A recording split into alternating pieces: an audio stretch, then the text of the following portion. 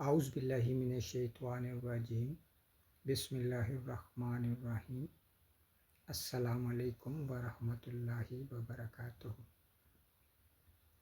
Quran is a book of Allah, and in order to understand Quran properly, we need to learn the Arabic grammar of Quran.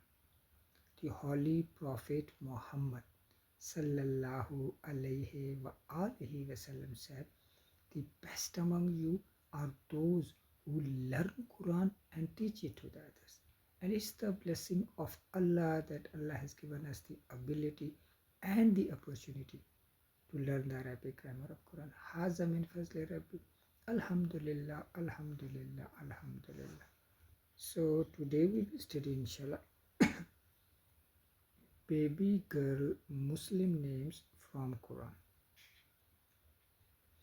Names are very, very important for children, and the parents should try their best to collect all the information about a name they have chosen for their baby, a newborn baby.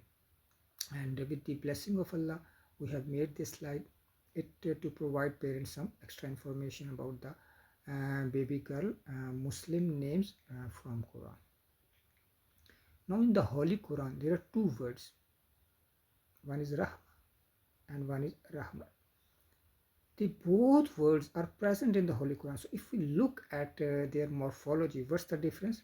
Only at the end. Here the ta is in this shape and here the ta is in this shape.